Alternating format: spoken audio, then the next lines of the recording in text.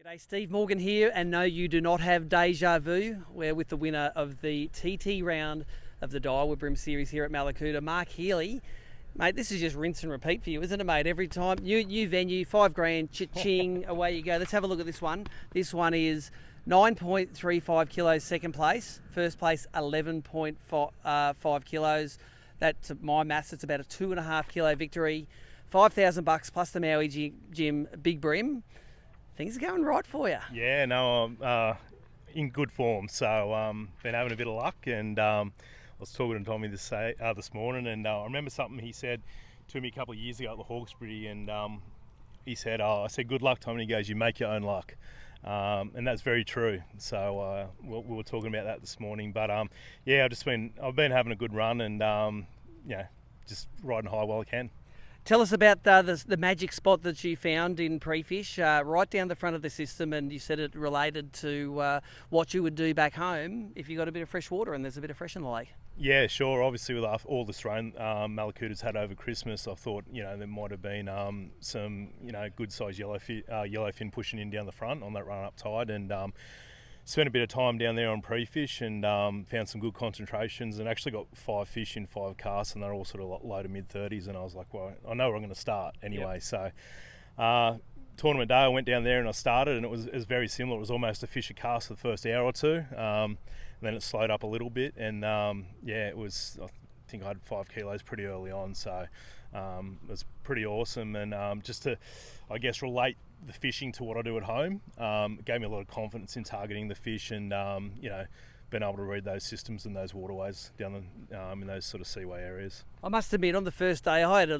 3.5 kilo limit pretty quickly, and I flicked the scoreboard on to see how it was going, and I thought we had the Gippsland scoreboard still up there, mate. There was a lot of big bags early yesterday, and it all happened for you quickly as well. Yeah, it did. And they were all like, I don't think over the 2 days I caught a fish under 30 fork down there. Yep. They were just all, a lot of 32s, 33s, a lot of school fish, but no real tiny ones. And late yesterday, I think I had just over 5, and went to Goodwin Sands to spend the last 2 hours there, and I pulled a 37.5 and 39, which just knocked me, just over 6 kilos after. So not a bad day one bag. That's it. You're killing time spot before the weigh-in turns in a couple of your biggest fish. Yeah. So I mean, I was already absolutely stoked with the bag, and then to go there and get 2 upgrades on top of the 5, good sized fish I already had, I was pretty excited. Take us through day 2. Obviously, you were running back to the front of the system, and ABT guys have utmost respect for the leader, don't they? They left you alone. Yeah, they did. It was good, actually, and I was fortunate enough to share one of the areas with a good mate of mine who also was there on pre-fish day, and we spoke about it, and came up with a plan just to share that area, and we did, and I just happened to get some bigger bites both days, which sort of ticked my bag up there a little bit, but I fished it was only a 30-metre stretch for the 2 days, and just sat there, and the fish were just moving through, and the way I was fishing changed throughout the session both days, and depending on the tide, the water height, and also the wind as well. Yep. So you have a variety of gear here, and all of these things you use down there in that 30-metre stretch. Yeah, exactly.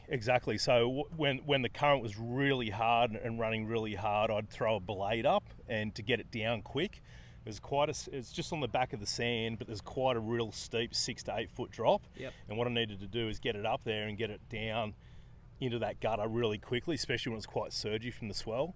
So that's what I did. I fished the blade there on the Poison Andrina with the little twin power. It's a light outfit, isn't it? It's so light. You could throw that in your sleep. It's just unbelievable. Yep. So yeah. And what leaders?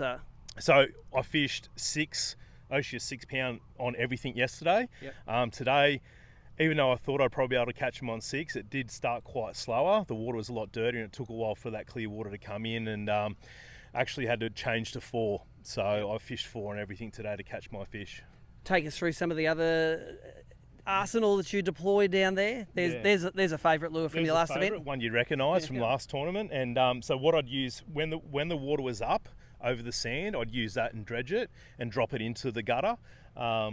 And you could fish that sort of parallel when you're in a bit closer and tighter when the fish were moving in, and then pretty much just throwing it on the sand, slow rolling it, goes over the drop and gets clunked. That's on the GLX G Loomis. An old favourite, Loomis. It is, yeah. It's one of my favourites. They're just the best rod, for flats and open water fishing. So very, very good. And the other technique, when the tide slowed, I went to the old cranker crab. Yep. They weren't eating reaction baits. When the tide slowed, I couldn't get a bite on a crankbait, couldn't get a bite on a blade. So I threw the old cranker crab in olive. And that's what I actually got 2 upgrades on yesterday before I left. And then today, the big one, the big brim, the 40 centimetre fork yellow, came on that as well. So that was a $500 bait, that one there, plus a pair of sunnies. I can tell you what, it's made me a lot more than $500 that lure over the years. So yeah, I think we can speak for all of us there. There's made the whole field plenty of coin, quite heavy outfit you're fishing on. It is. Well, that's actually my rack setup. So I actually had that rigged up in my boat yesterday in case I went and fished snags. Yep. I was going to just toss the crab in. I had 6 pound on it and that. And I was down the front. I was like, because I didn't intend to fish crabs down there. I didn't fish them on pre-fish day. And it just, I was got a read and I was like, oh, this looks like it's going to be a crab bite. Yep. So I picked it up, 6 pound leader, threw it in there. And then it was like a 37 fork. So I was like, righto, that works. Mm-hmm. And then today, that was, like I said, once that tide slowed, I was just throwing them in there and they were just grinding them and rattling them. And it wasn't, they weren't hitting them hard. It was just a real grindy bite. They were an eating bite. They're eating it. Yeah, they were just like mouthing it, like they weren't like crunching or ticking it. And it was a pretty finesse bite today, and I was surprised it might have something to do with that sun being out too. But it might have something to do with you giving them a hiding the day before. Yeah, we probably caught 50 fish yesterday, so there was some sore mouths getting around, but not as many today. Probably only caught 20 fish, but got a couple of big ones there that kicked it up.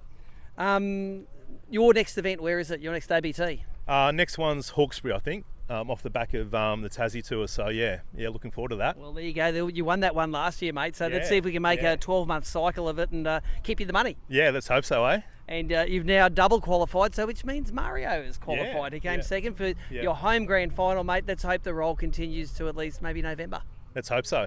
All right, mate. Congratulations. He wins all the events in 2024 at the moment. Let's see what happens at the Hawkesbury. Mark Healey. Thank you.